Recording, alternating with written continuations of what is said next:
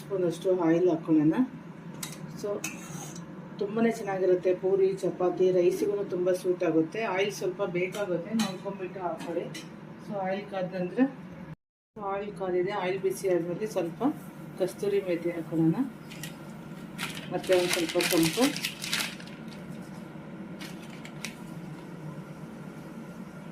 So ಅದೆರಡು ಮಸಾಲೆ ಆದಮೇಲೆ ಸ್ವಲ್ಪ ದಪ್ಪ ಸೈಜ್ಗೆ ಕಟ್ ಮಾಡಿ ಇಟ್ಕೊಂಡಿರೋವಂಥದ್ದು ಈರುಳ್ಳಿ. ಇಲ್ಲಿ 2 ದಪ್ಪ ಈರುಳ್ಳಿ ಇದೆ. ಇಷ್ಟಿಷ್ಟು ದಪ್ಪ ಕಟ್ ಮಾಡಿ ಇಟ್ಕೊಂಡಿದ್ದೀನಿ. ಈ ಈರುಳ್ಳಿನ ಹಾಕೋಣ. ಫ್ರೈ ಆಗ್ತಾ ಇರುವಾಗ ಒಂದು ಸ್ಪೂನು ಶುಂಠಿ ಬೆಳ್ಳುಳ್ಳಿ ಪೇಸ್ಟ್ ಹಾಕ್ತಾಯಿದ್ದೀನಿ. ಇದೆಲ್ಲ ಫ್ರೈ ಆಗ್ತಾ ಇರಬೇಕು. ನೀವು ಓಪನ್ ಪ್ಯಾನಲ್ಲಾದ್ರೂ ಮಾಡ್ಬೋದು, ಕುಕ್ಕರಲ್ಲಾದ್ರೂ ಮಾಡ್ಕೊಬೋದು. ಸೊ ನಾನಿಲ್ಲಿ ಪ್ಯಾನಲ್ಲೇ ಮಾಡ್ತಾಯಿದ್ದೀನಿ ಇವತ್ತು, ಕುಕ್ಕರಲ್ಲಿ ಬೇಯಿಸ್ತಾ ಇಲ್ಲ. ಒಂದು 10 ನಿಮಿಷ ಕ್ಯಾಪ್ಸಿಕಮೆಲ್ಲ ಹಾಕಿದ್ಮೇಲೆ ಮಸಾಲೆ ಹಾಕಿದ್ಮೇಲೆ ಬೇಯಬೇಕಾಗುತ್ತೆ ಅಷ್ಟೇ. ಸೊ ಇವಾಗ ಆನಿಯನ್ ಈ ಥರ ಸಾಫ್ಟಾಗಿ ಇದಾಗಿದೆ ನೋಡಿ. ಒಂದು ಮೀಡಿಯಮ್ ಸೈಜಿಗೆ ಸಾಫ್ಟ್ ಆದರೂ ಸಾಕು. ಈ ಟೈಮಲ್ಲಿ ಕ್ಯಾಪ್ಸಿಕಮ್ ಆ್ಯಡ್ ಮಾಡ್ಕೊಳ್ಳೋದು.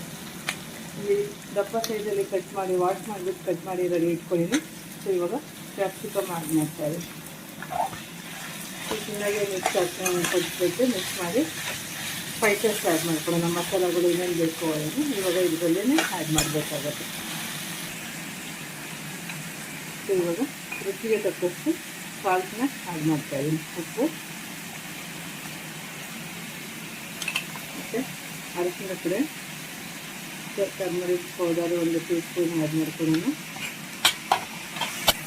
ಇವಾಗ ಚಿಲ್ಲಿ ಪೌಡರ್ ಆ್ಯಡ್ ಮಾಡ್ತಾಯಿದ್ದೀನಿ, 1 spoon chilli powder.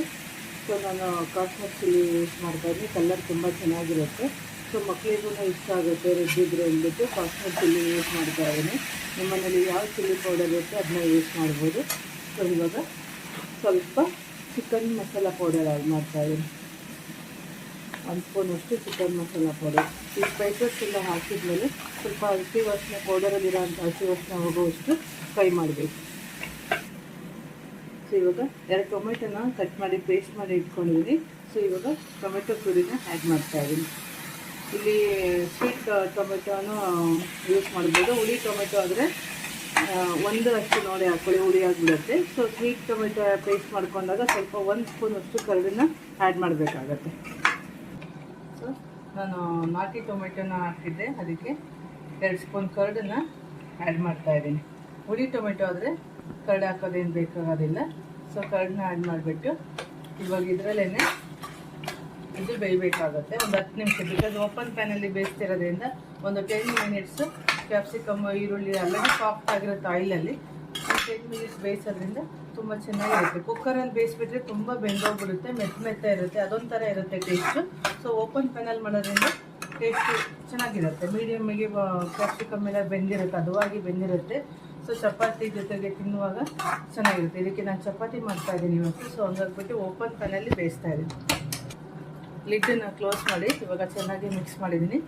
Lid close ಮಾಡಿಬಿಟ್ಟು ಮೀಡಿಯಮ್ ಉರಿಯಲ್ಲಿ ಒಂದು 10 ಮಿನಿಟ್ಸ್, 6 to 7 ಮಿನಿಟ್ಸಲ್ಲೇ ಕುಕ್ ಆಗಿರುತ್ತೆ. ಸೊ ಅಷ್ಟು ಬೇಯಿಸ್ಕೊಳ್ಳೋಣ. ಸೊ ಇವಾಗ ಒಂದು 6 ಮಿನಿಟ್ಸ್ ಆಗಿದೆ, ಕುಕ್ ಆಗಿದೆ ಕಂಪ್ಲೀಟಾಗಿ. ಓಪನ್ ಮಾಡಿ ತೋರಿಸ್ತಾ ಇದ್ದೀನಿ ನೋಡಿ ಎಷ್ಟು ಚೆನ್ನಾಗಿ ಆಗಿದೆ. ಕ್ಯಾಪ್ಸಿಕಮ್ಮು ಮತ್ತು ಆನಿಯನು ಪರ್ಫೆಕ್ಟಾಗಿ ಬೆಂದಿದೆ. ಇವಾಗ ಸ್ಟವ್ ಆಫ್ ಮಾಡಿ ಲಾಸ್ಟಲ್ಲಿ ಕೊತ್ತಂಬರಿ ಸೊಪ್ಪನ್ನು ಆ್ಯಡ್ ಮಾಡ್ತಾಯಿದ್ದೀನಿ. ಎಸ್.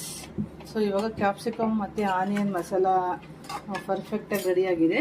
ಚಪಾತಿ, ಪೂರಿ, ರೈಸಿಗೂ ತುಂಬ ಸೂಟ್ ಆಗುತ್ತೆ. ನಿಮಗೆ ಯಾವುದು ಕಾಂಬಿನೇಷನ್ ಇಷ್ಟ ಆಗುತ್ತೆ ಅದಕ್ಕೆ ಮಾಡ್ಬೋದು. ನಾನಿಲ್ಲಿ ಚಪಾತಿ ಜೊತೆಗೆ ಸರ್ವ್ ಮಾಡ್ತಾಯಿದ್ದೀನಿ ಇವತ್ತು. ನೋಡಿ ಕ್ಯಾಪ್ಸಿಕಮ್ ಆನಿಯನ್ ಮಸಾಲ ಪರ್ಫೆಕ್ಟಾಗಿ ರೆಡಿಯಾಗಿದೆ. ಚಪಾತಿಯೊಂದಿಗೆ ಬ್ರೇಕ್ಫಾಸ್ಟ್ ರೆಡಿಯಾಗಿದೆ. ಸೊ ಹೆಚ್ಚಿನ ಬ್ರೇಕ್ಫಾಸ್ಟ್ ರೆಸಿಪಿ ಆಗಿರ್ಬೋದು, ನಾನ್ ವೆಜ್ ರೆಸಿಪಿ ಆಗಿರ್ಬೋದು, ನಮ್ಮ ಚಾನಲ್ ಸಿಹಿ ಕುಕ್ಕಿಂಗ್ ಚಾನಲ್ನ ಸಬ್ಸ್ಕ್ರೈಬ್ ಮಾಡಿ ಹೊಸ ರೆಸಿಪಿಗಳಿಗೆ ಫಾಲೋ ಮಾಡಿ. Thank you.